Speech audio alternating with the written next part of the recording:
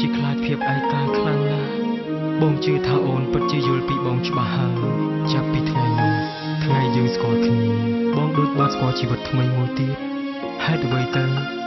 ព្រោះអូនជាមនុស្សតែម្នាក់សម្រាប់ពេលវេលារាល់ថ្ងៃរបស់បងធ្វើឲ្យបងចេះនិយាយប្រែពីដុំថ្មទៅជាមនុស្សមានវិញ្ញាណអូនសួរបងថាបងស្រឡាញ់អ្នកណាចង់ដឹងមែនទេលប់តែជាបរំមិនខ្វល់អ្នកណាអូមិនភ័ក្រគឺដបស្រានឹងភាពឯកាអូតែក៏អាចកាច់ចិន្តាពេលស្គាល់ពុំងាអូបែកពីលាសូរ៉ាក៏លែងសំខាន់អូ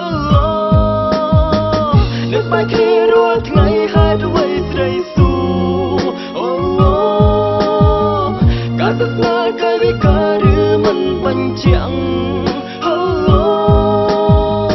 អ្នកដែលបងស្រឡាញ់បងគិតគ្រប់ពេលអ្នកបងខែជាងគេដឹងទេអ្នកណា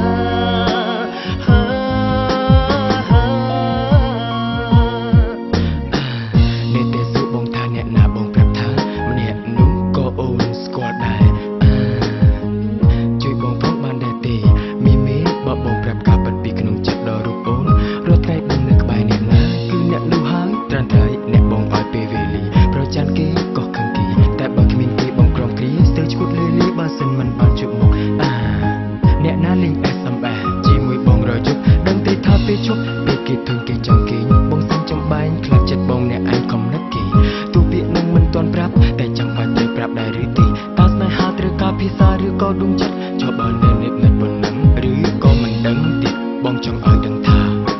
មនុស្សសេចក្ដីចេតនាកប់ជ្រៅក្នុងបេះដូងពិសេសជាងការប្រាប់ពាក្យថា I love you ទេទៀតលប់តែជាបរំមិនខ្វល់អ្នកណាអូ